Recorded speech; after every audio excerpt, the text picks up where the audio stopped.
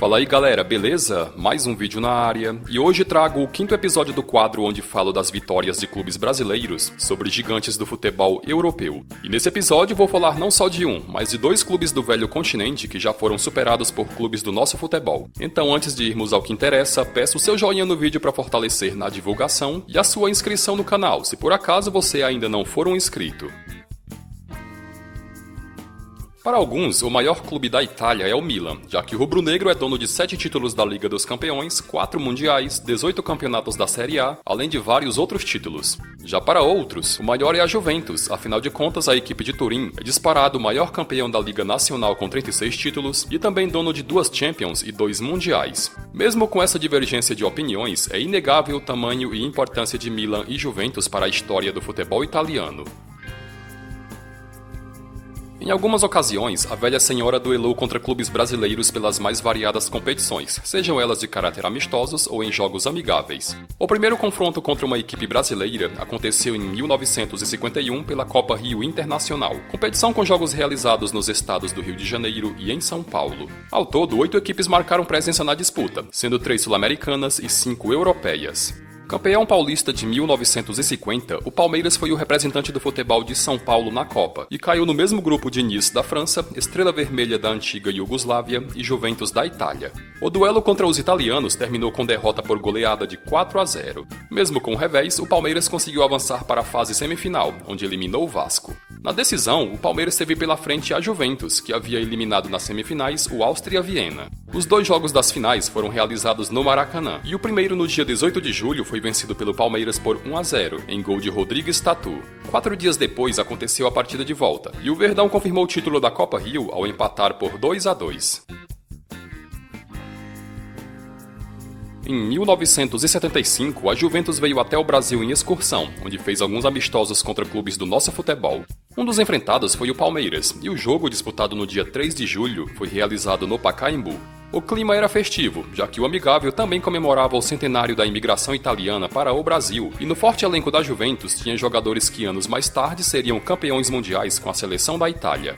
A academia, comandada por Oswaldo Brandão, foi quem levou a melhor, ao vencer por 2-0, com os gols sendo marcados em cada um dos tempos, com Edu Bala abrindo o placar e Fedato ampliando. Era a segunda vitória do Palmeiras em 4 jogos disputados contra a Juventus, que vinha de um tricampeonato italiano. Em 1961, o Santos, em mais uma de suas costumeiras excursões, foi até a Itália, onde marcou presença no Torneio da Itália, competição amistosa que contou com a participação de 8 equipes, sendo 2 da América do Sul e 6 da Europa. Os 8 clubes se dividiram em 2 grupos com 4 participantes cada, e aquele que somasse mais pontos avançava para a decisão. No grupo 1, além do Santos, também estavam o Racing de Paris, a Roma e a Juventus, e o duelo contra a velha senhora foi vencido pelo Peixe por 2-0. Disputado no dia 18 de junho no estádio Comunale, os gols da vitória do Santos foram marcados por Pelé e Dorval. Vale destacar que mais de 60 mil pessoas assistiram à vitória brasileira, e a Juventus na época vinha de um bicampeonato italiano. Em 1975, após enfrentar o Palmeiras e perder por 2-0, a Juventus viajou até o Rio de Janeiro, onde disputou um amistoso contra o Flamengo, e realizado no Maracanã, o amigável também valeu a taça em homenagem a José Altafini Mazzola, grande jogador nascido no Brasil e que fez história no futebol italiano. Disputado no dia 5 de julho diante de mais de 30 mil pessoas, o Flamengo não se intimidou e venceu a Juventus por 2-1, em gols do argentino Doval e de Zico. Também em 1975, a Juventus disputou mais um amistoso contra um clube brasileiro no Rio de Janeiro, sendo o Vasco da Gama o adversário. O amigável aconteceu 3 dias depois de enfrentar o Flamengo, e o palco do duelo foi novamente o Maracanã. O jogo não foi tão prestigiado pela torcida cruz-maltina, já que pouco mais de 6 mil pessoas foram assistir a peleja, que por muito pouco não terminou empatado em 0-0, já que o gol da vitória vascaína só foi sair aos 42 minutos do segundo tempo. Saiu dos pés do meio-campo Jair Pereira o gol do triunfo no único encontro entre Vasco e Juventus na história. Nos vídeos anteriores sobre vitórias de brasileiros sobre clubes europeus, eu não considerei vitórias em disputa de pênaltis, após o placar final no tempo regulamentar terminar empatado. Entretanto, em 1996, um clube brasileiro conseguiu se impor contra a poderosa Juventus, que acabara de vencer a Liga dos Campeões, e por conta disso merece uma exceção e uma menção destacada nesse vídeo. Um ano antes, o Botafogo havia sido campeão brasileiro sobre o Santos, e por ser o atual campeão do Brasil, foi convidado para disputar o troféu Teresa Herrera na Espanha, competição de pré-temporada organizada pelo Deportivo La Coruña. Além do glorioso e do anfitrião La Coruña, também marcaram presença as equipes do Ajax e da Juventus, os dois finalistas da Liga dos Campeões da temporada 95-96. A estreia do Botafogo foi contra o La Coruña nas semifinais, e de virada o alvinegro garantiu presença na decisão após vencer por 2-1.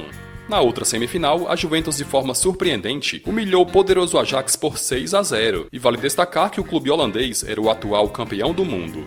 Na decisão, o Botafogo teve de usar a camisa do La Coruña para não causar confusão com o uniforme da Juventus, já que as duas equipes usam listras pretas verticais em suas camisas. O Glorioso ficou quase o tempo inteiro atrás do marcador, com a Juventus saindo na frente e o Botafogo empatando, com o placar do tempo regulamentar terminando empatado em 2-2. Na prorrogação saíram mais 4 gols, com 2 para cada lado, com o placar final terminando em 4-4, com direito a 2 gols de Túlio Maravilha para o Botafogo e 3 de Amoruso para a Juventus. Por conta disso, o campeão do troféu Teresa Herrera teve de ser decidido nas penalidades, com o Botafogo sendo mais efetivo ao converter 3 cobranças contra nenhuma da Juventus.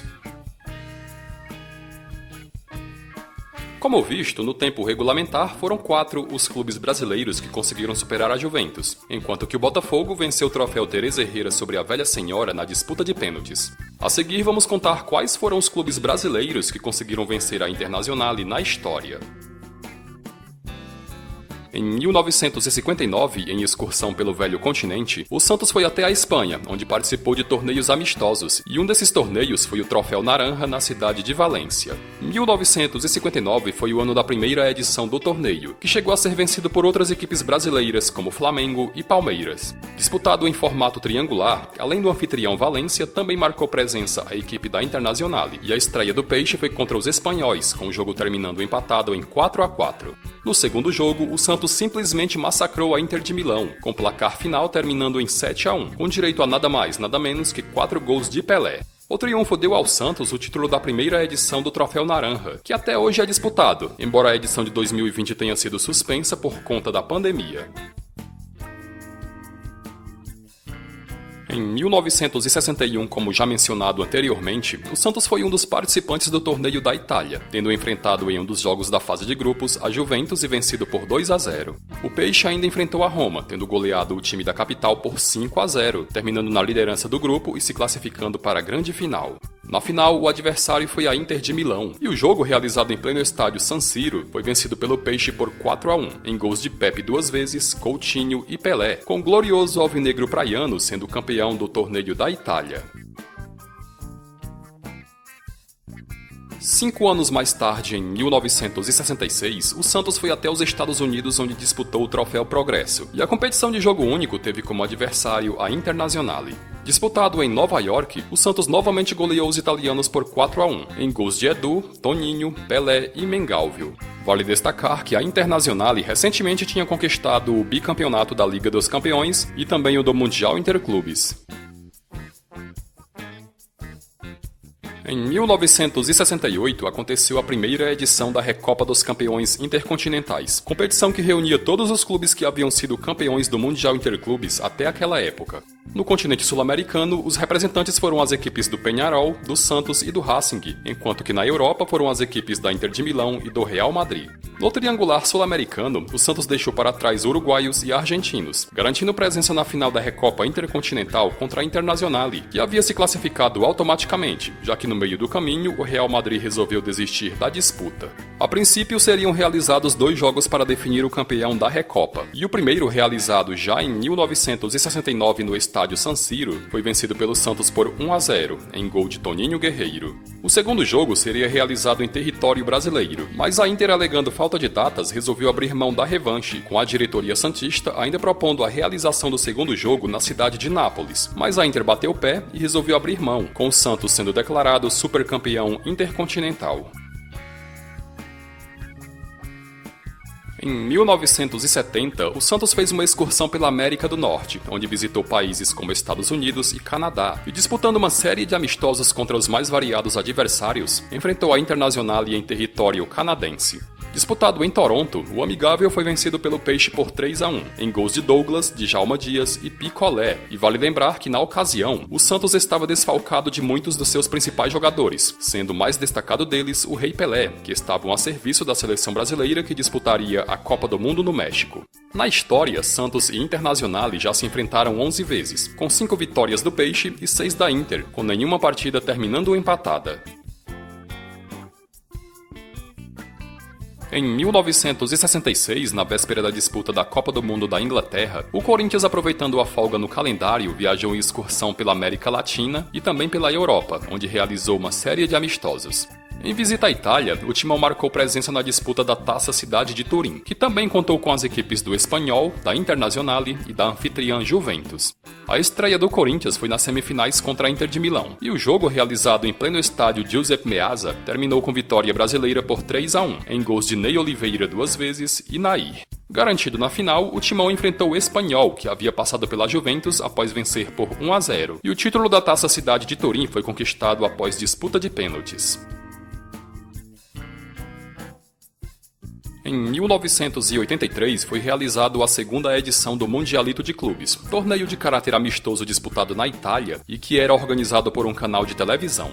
Nesse ano marcaram presença as equipes do Peñarol, campeão mundial em 61 e 66, da Inter de Milão, campeão em 64 e 65, do Milan, campeão em 69, do Flamengo, campeão em 81 e da Juventus, que jogou como convidado. O método de disputa foi o de pontos corridos, com todos jogando contra todos. O jogo de estreia do Flamengo foi contra a Internazionale no estádio San Siro, e diante de quase 40 mil torcedores, o rubro-negro venceu os italianos por 2-1 de virada, em gols de Robertinho e Baltazar. Ao final da competição, o Flamengo terminou com o vice-campeonato, ao obter 2 vitórias, um empate e uma derrota, com o título ficando com a Juventus. A temporada de 2008 foi bastante positiva para o Internacional, já que o clube foi campeão gaúcho e também se tornou o primeiro clube brasileiro a vencer a Copa Sul-Americana. No início do ano, o Colorado fez sua pré-temporada longe de Porto Alegre, já que viajou até o Oriente Médio, tendo como destino os Emirados Árabes. Lá, o Inter disputou a Copa Dubai, competição amistosa que reuniu também as equipes do Stuttgart da Alemanha, da Internazionale e do Ajax. A estreia nas semifinais foi contra o Stuttgart e o Inter saiu de campo com a vitória por 1-0, em gol marcado pelo meio-campo Alex. Na decisão, a Internazionale, que havia eliminado o Ajax na disputa de pênaltis, e em seu elenco o clube de Milão contava com grandes jogadores como Ibrahimovic, Balotelli, Hernan Crespo, Zanetti, Júlio César, dentre outros. O saudoso Fernandão foi quem abriu o placar, com Luiz Jimenez empatando ainda no primeiro tempo, e na etapa complementar, Nilmar, com um golaço de bicicleta, deu a vitória e o título da Copa Dubai para o Internacional. Desde a vitória do Internacional em 2008, não aconteceu mais nenhum duelo brasileiro contra a Internazionale. Bom galera, e chegamos ao final de mais um vídeo. Se você gostou, conto com o seu like para ajudar na divulgação e a sua inscrição para não perder nenhum vídeo novo que for postado.